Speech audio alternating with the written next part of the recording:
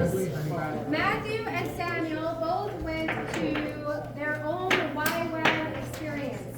Wait, Yeah, and we as a co-op had to suffer here without them for 6 long months as they enjoyed the sunshine and just vacation, right? Isn't that what you guys are doing? Okay, so we're going to hear a bit about their time at YWAM. For those of you that don't know, this is probably more information for the kids. YWAM is it's kind of like a Bible school where for 3 months you do something called a training session, right, or training time for 3 months where you're in classroom and you're taking classes. And then after that you go on an outreach, which is like a long missions trip. And you do that between 8 weeks to 12 weeks, something like that. Is that right? Yeah. Yeah, okay. So that is what they did, and they were at different YWAMs. So different experiences. I'm gonna ask them a question, they get to answer, and you guys get to learn from their experience. All right, so first one, where exactly did you go for your YWAM training, and how many people were in your YWAM? How many students were in your YWAM group? So Matthew, you want to kick it off? Loud and clear. We had 40 students, and then we ended with 38. So we had to go home from different things, but we were in Lakeside, Montana, which was just about an hour and a half across the border. So about 12 and a half hours straight south of here. Nice. 38 students. We had 10 students and we ended with 8 because 2 of them had to go home, and then I was in Wyoming. It was about 10 hours across the border. So, Yeah, and maybe I should actually, I didn't ask this, but it's easy. It's an easy question. What was your YWAM focus? So sometimes bases have a specific focus, and so yeah, what was your specific focus? Ours was all nations, all generations. So like, more specifically, reaching like the younger generation of the population, sort of thing, and like all the nations, so not just like the legal ones, but like everywhere, even like it wasn't accepted, sort of thing. Oh. Also, so while you were at base, like was it creative arts or something, or what was it? You did not have. No, a it focus wasn't. like that? Everybody Okay. sort of picked their own thing. Oh, okay, okay, yeah. How about you, Samuel? ours was more agricultural focus, Okay. more Mhm. towards like livestock and that kind of side of things. Perfect.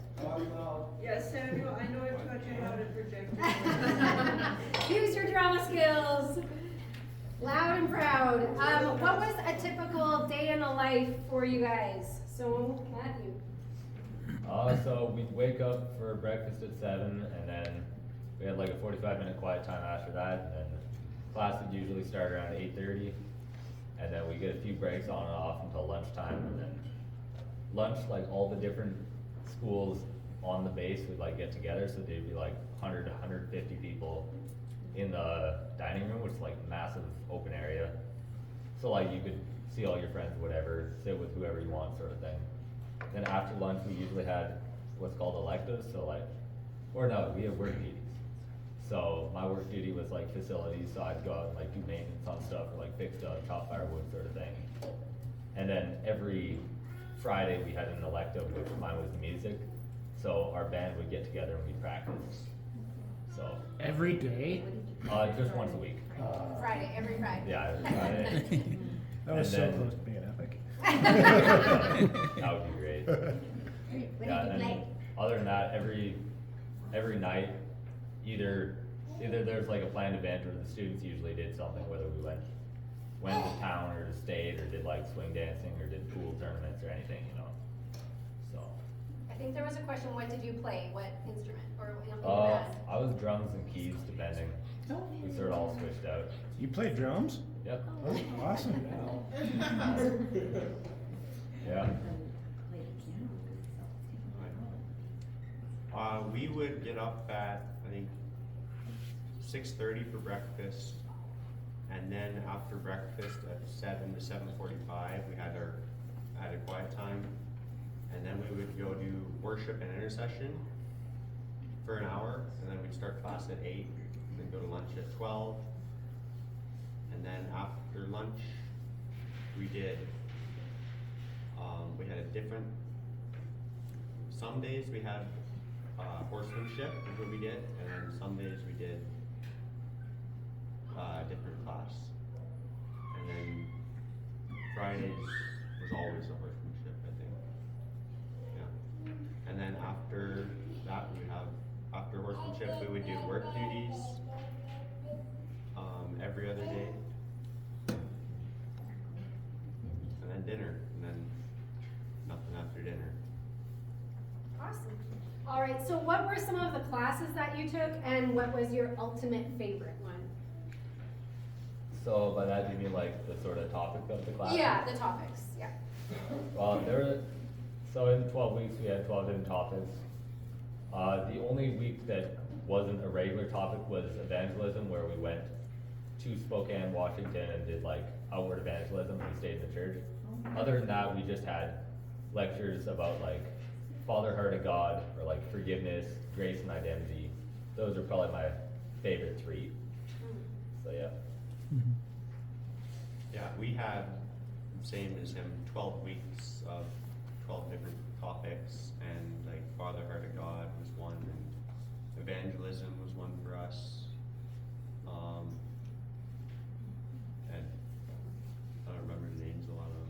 There's 2. What was your favorite? My favorite was evangelism. Okay. Cool. And what was something that God taught you during your training time in Wyoming/Montana? So something that you personally felt like God taught you. I think for me, it would just be like more how to interact with people that have like different worldviews, or like people that we don't exactly get along, how to like function in a conversation with them, how to relate to them, how to speak while understanding their point of view, but still explaining my values. Sort of thing. I was definitely learning how to like hearing his voice better. That was mine. Awesome. So both of you ended up getting baptized while you were away. So what brought you to that decision? For me, it was just like, well, I always was just putting it off being baptized. I don't even know why. I was like, I feel like I gotta do something in my life first. So then I was like, you know what, this can be sort of a start, because I'm doing something I've never done before, something totally new. And a couple other people were getting baptized, so I'm like, yo, can I join? And it was great. Yeah. Awesome. Yeah. Mine was more, they didn't give big speeches at the baptisms there. Like, on every baptism I've been to in Canada, everybody gave a big speech. Yeah. And like the first week we went to a baptism for other people and they didn't have to do speeches, so that was definitely like, being on the edge for me. I'd be holding back because I didn't want to do a big speech, so I didn't have to do one, which was great. And that was the push over to the edge of doing it. All right, well, the next few questions are about questions during your time at Outreach. So where did you go on Outreach, and what was the group's purpose while you were there? So we went to 2 different locations in southern Thailand. One was in the middle of a city. It was a rather like middle class, lower class. It wasn't a rich city. And then the second place, we were just outside, about an hour outside of a bigger tourist city. But there's like a lot of smaller communities around, and we were staying outside of a church there. And our purpose there, we did a lot of teaching English and teaching Bible in schools, and playing music and speaking at churches. At the second location, there was a pastor who had 5 or 6 churches, so we just go around to the different churches and sort of share what we were doing, what our purpose there was. And yeah, that was about it. And then we did a bit of like, what do you call it, physical ministry, like we'd go out like clean stuff or like paint stuff sort of thing, get people to be like, hey, what are you doing? And then we could talk to them sort of thing. So that was sort of our focus. We went to Costa Rica and we went to 3 different locations in Costa Rica. Our first one was San Jose, was the name of the city, and we did street evangelism there and homeless ministry. We were there for 8 days, and then then we went to a place called Coco, and it was a rehabilitation place for men getting off of the addictions with like drugs or alcohol, and they called it Monkey Farm. They had horse stuff. They call it Monkey Farm because it was a monkey farm before.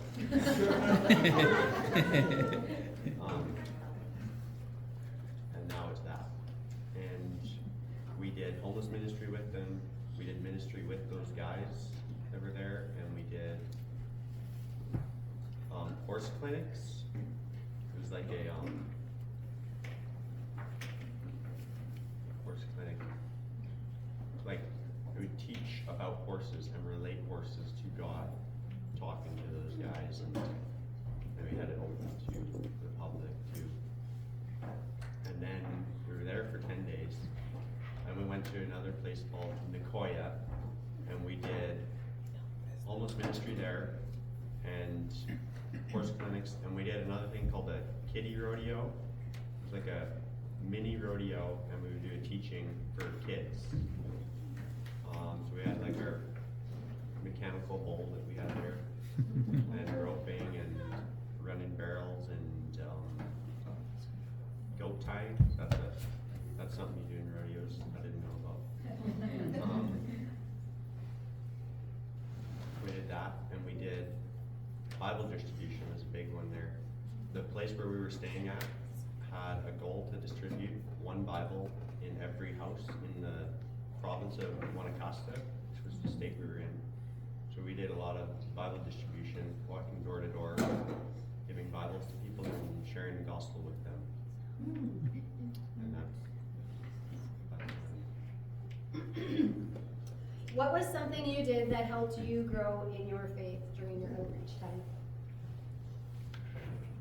I'd say like, because we were doing a lot of like acts of service, I'd say it was in servanthood, and that sort of helped me to be like more humble and more follow God's lead, not necessarily my lead. And then in doing that, I can see more clearly like where he wants to go and how he wants to move and like show sort of thing. And then, yeah, the humility was definitely a big part of that, because like lots of times I had no idea what I was doing, and I just sort of just trusted and just went along with it, and stuff happened, and really cool stuff happened. So. what was the question again? What was something that you did during outreach that helped you grow in your faith?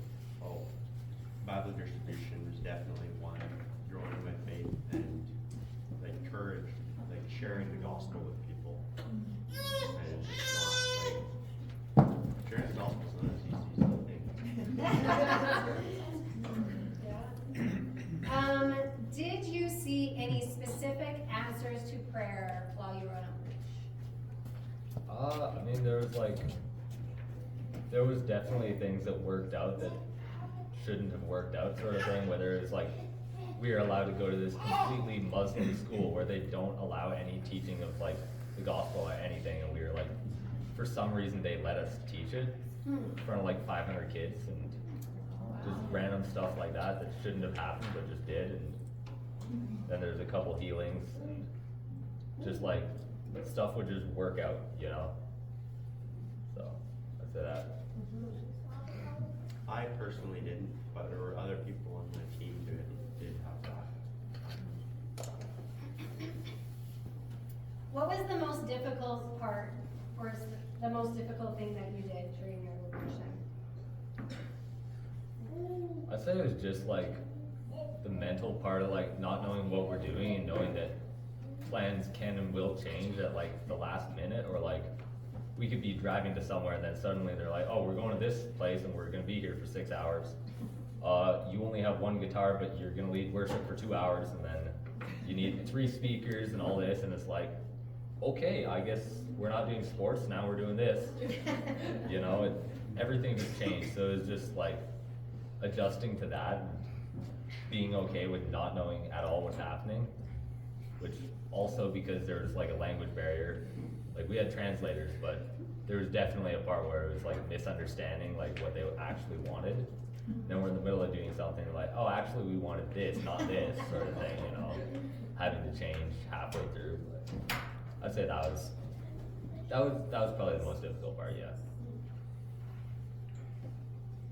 Bible distribution was my one. Just the most difficult part was talking to random strangers at every door. It was different people every time. That was the most difficult part for me.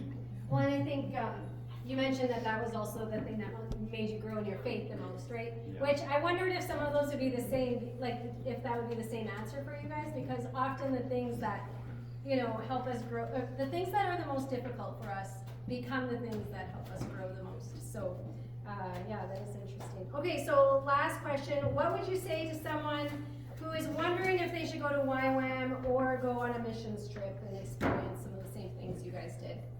Yeah, I'd say like, no matter what you're like planning to do with your life, it's just like, it broadens your perspective of like everything, and you can experience and see like so many things, and it will help you work out what you want to do with your life, your relationship with God and everything. It was like super good experience. Like everybody on my team grew in some way, in a really, really obvious and spiritual way.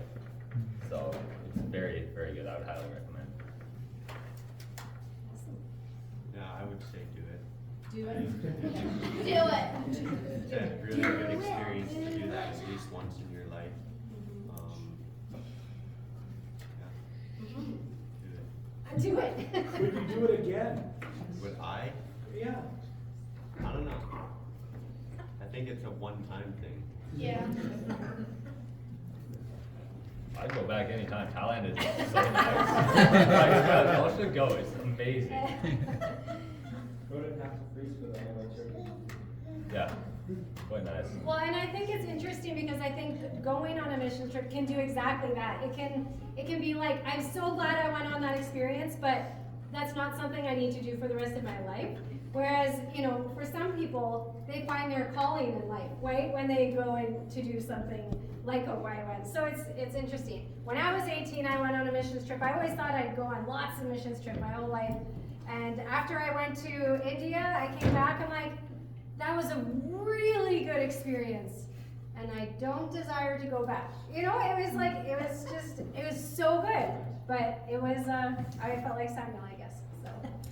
Anyway, does anyone here have a question for either Matthew or Samuel, or both? But, For Samuel, where did you kill the snake? In Costa Rica. is there a story about that? Yeah. We were doing work on a ranch in Costa Rica. I was cleaning out a goat pen. There was a stack of wood in there. And just taking the stack of wood, and we found a snake in there So how'd you kill it? with a shovel. What kind of a snake was it? I don't remember. It was a boar. What? Any other questions? Randy in the back. Yeah, Matthew, So, or Sam, did you guys have to get a job while you were out there? Or was everything paid for? we paid for it We at the paid. start. Yeah. How And did you pay then- for your insurance? That covers everything for like your food, your plane, everything, you know? It's all just, you pay and then you're there. I mean, if you took your truck out there, or your car, how did you pay for insurance? With money. So you guys saved up before you went. Yeah. You had all the money kind of before you went, and then while you were gone, you weren't making money, but Yeah. it was all paid for. Yeah. Yeah. So does that mean you didn't spend all your money? No, I have a lot, no. I saw another hand out there, Leandra. Eva, still answering.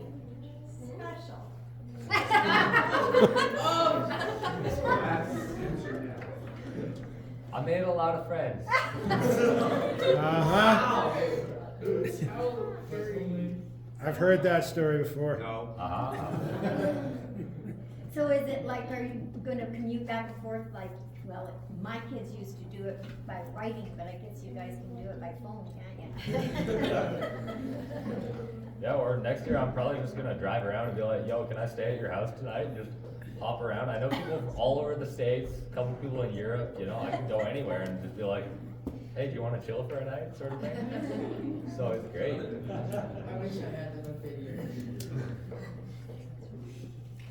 Okay, Vivian had a question. Okay, Vivian?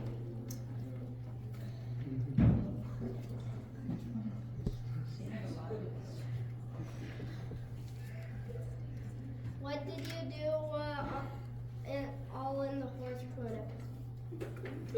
I didn't do it, I watched them, but our leader did it, and he would just show the people how to do horses and how to train them, and I don't know, they had one that was a stud for a long, long time, and he had been broken and ridden like 5 years ago, but then hadn't been ridden for 5 years, and they had to get him used to his saddle and being ridden again, and that's what they did in one of their horse clinics.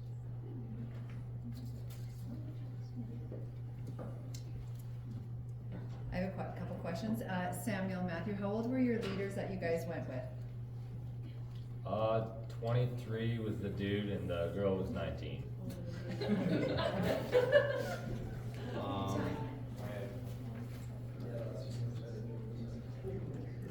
Two of my leaders were in their mid-20s.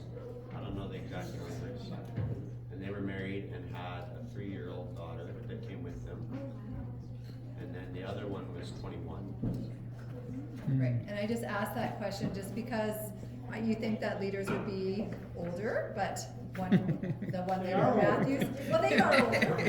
The one leader was just 1 year older than Matthew and was leading people older. And I know Matthew, Youth with a Mission, yeah. And Matthew, how many hospital visits? What was your guys' story? We got 7 hospital visits, 10 stitches, and yeah, with some fun. And the snake bite, poisonous snake bite on the second It's last just day. 1 week of horse camp. Yeah. And a river rafting accident. Yeah, there was some fun, but yeah. Any hospital visits, Samuel, for you? Or for anyone on your team? We had one. Someone had a bacterial infection in their gut. That was the only hospital visit. And then one person got 3 concussions, like in a row. That's a budget. All right, Micah. How fast did you gallop on a horse, Samuel? And did you do it often? Not super often, but fast, I don't know. Does have kilometers. Okay, Vincent, and then Naomi and Josiah.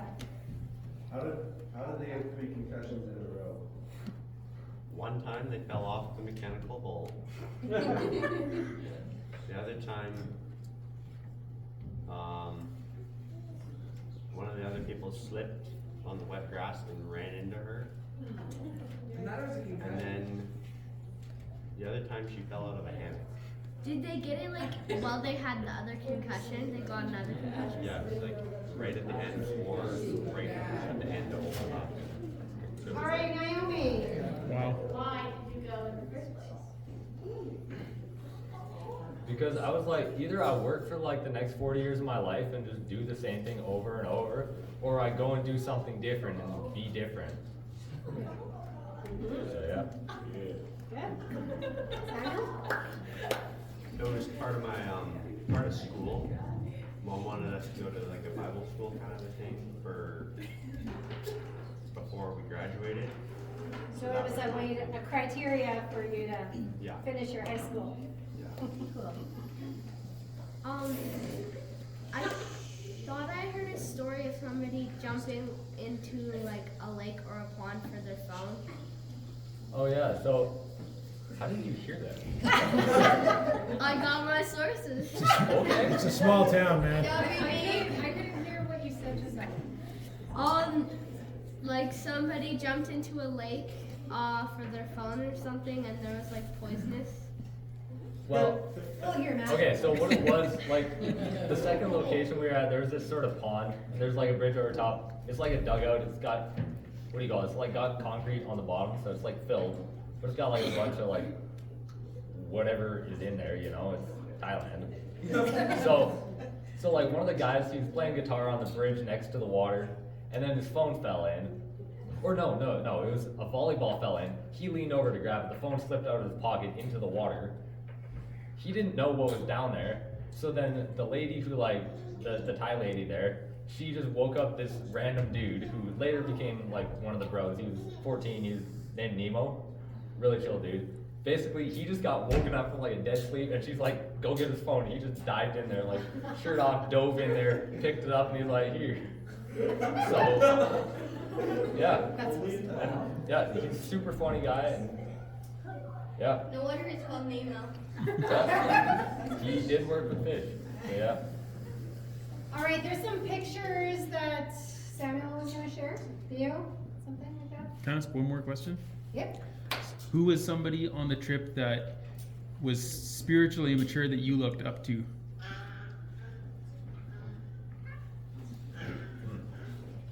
I'd say my leader, Ethan, like how he had like a lot of experiences doing certain things, and it's like, I don't know, we are very similar personalities, like we actually connected really well. So he was, what, 5 years older than me, so I'm like, yeah, I could totally be in his position in 5 years, you know, sort of thing. Like we share a lot of experiences, or like, you know, yeah, I'd say him. My leader, Mario. That was my leader. Do they have different movies there? Yeah? Like different languages? No, like different movies. I guess. We didn't really watch movies. All right, Samuel's, I guess you guys can, Sammy. thank you for sharing. We